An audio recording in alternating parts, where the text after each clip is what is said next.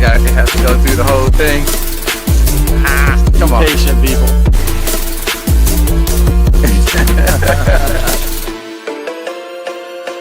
Come on, guys. Come on. Here we go. And we're live to the Michigan Recap. Yeah. I'm Josh Newkirk for Sam Webb. All right, folks. Obviously, it didn't turn out the way we wanted to. Yeah, the better team did win. Michigan loses 78-65 to the #1 overall seed of the NCAA tournament, the Auburn Tigers. But this was a game. Michigan came out. They were in it. It was ugly.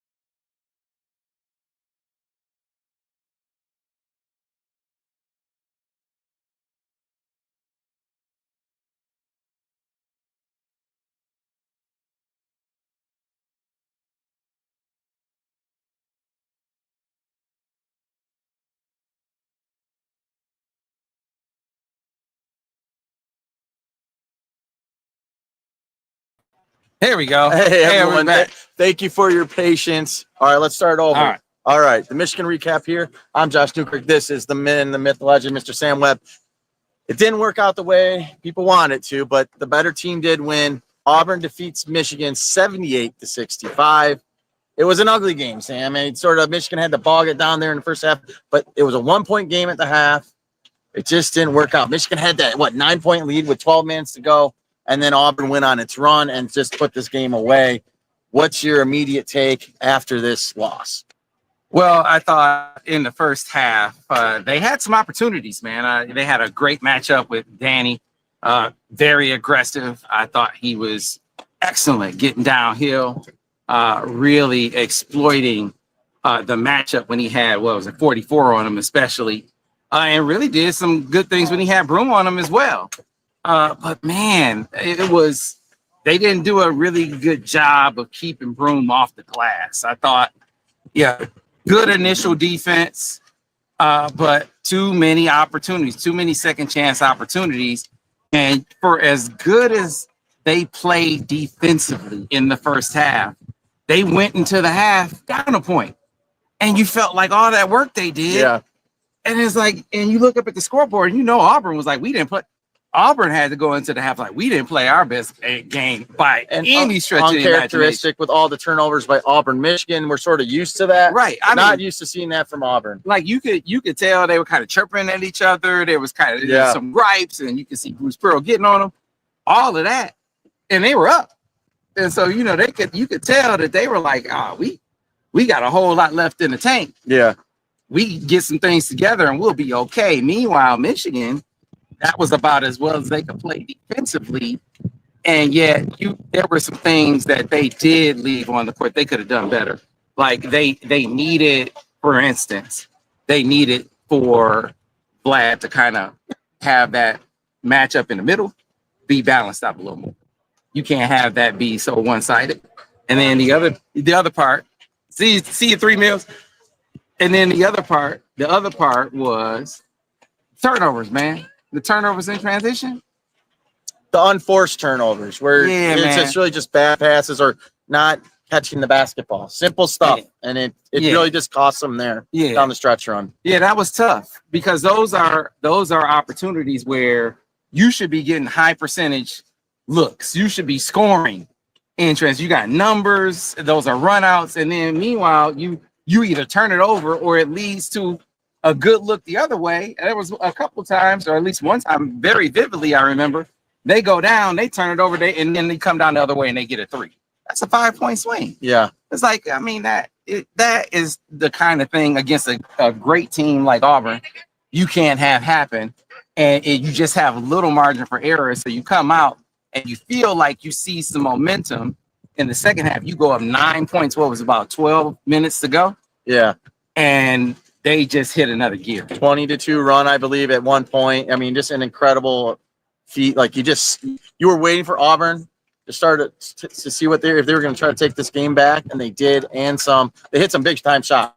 They had 3 guys that had in the upper teens as far as points. They had big time players made some plays for them today. Michigan only really just had Danny. Yeah. So do you have guys that when you need them to take over, to take control, go get it? One thing that stuck out to me, and it didn't dawn on me in the moment. I mean, I noticed it, but I didn't know if it was going to be significant. Pettiford came out at halftime before everyone else was taking all those shots. I was watching. And he was taking all those shots. Step back here, step to the left here, step to the right here. He was all those shots that you saw him hitting in the game. I mean, he was out shooting about 5 minutes before everybody else came on the court. Pettiford was shooting those same shots. Yeah. Paid off, didn't it? And it paid off. And it was like, man, I mean, he must have known something. Well, they are 3 of 19 at the half, and they just came out like trailblazers in the second half. Shot the lights out, took over this game. I mean, I think it's just one of those games where just a lot of things caught up to them. And if you look at some of the losses that Michigan had down the stretch run, the turnovers, and then you have to look at the offensive rebounding. Auburn just had too many second chance opportunities with offensive rebounds and the turnovers. I think the turnovers are sort of a wash. Auburn had a lot of turnovers today too, but you can't give up that many offensive rebounds. You can't.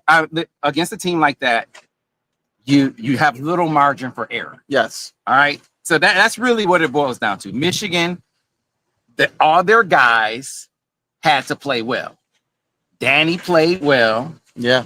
Vlad didn't play well. Yeah, Vlad 2 of 9, 10 points, but he scored them really sort of at the end of the game. Right. And then you had kind of okay performance from Trey. That they had that time. They came down in transition and he threw it away. You needed the other guys to really all their guys had to play well in order to match what you saw from a team that was really deep. Because, I mean, just look at it this way. So Vlad, one of the things that they really did to allow him to be so consistently good, they made it hard to double. Yeah. And Dusty talked about it as the season went on. Like early in the year, they had big man pick and roll going. Then they were able to really hit him in the post. He was able to kill people in the post. And then they were able to take big man pick and roll away. They were able to double it in the post, take that away. Then they started working him in the mid post. And he was able to be like this multifaceted guy. He could pass, he could shoot, he could put it on the floor. He could just be this multi-dimensional guy from the mid post.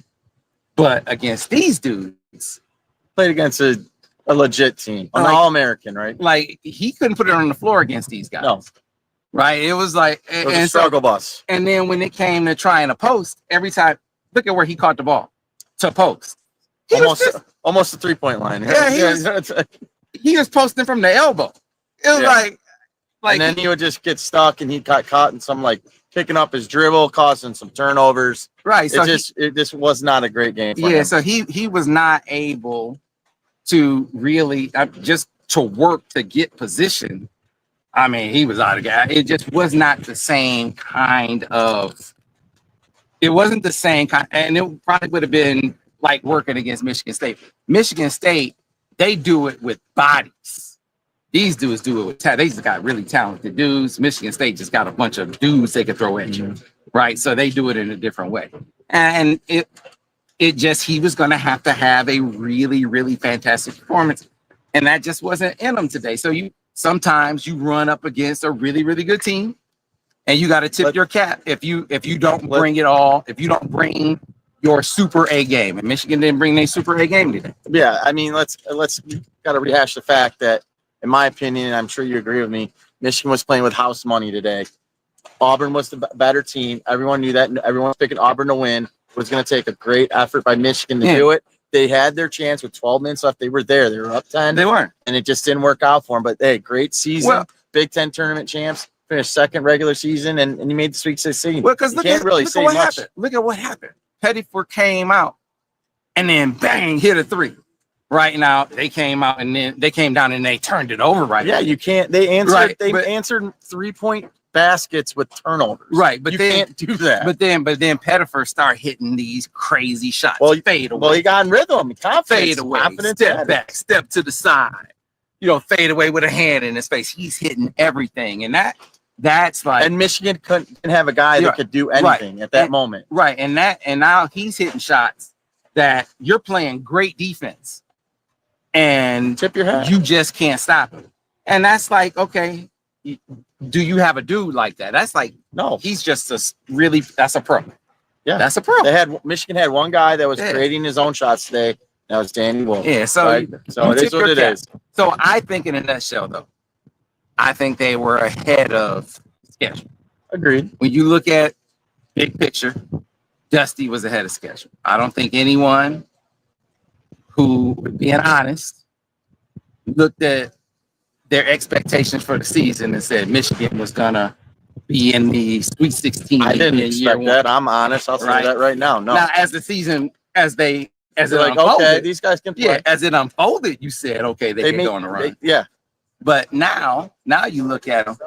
This dude can coach his tail off. Yeah. He can recruit. Yeah. For sure. Has a really good staff.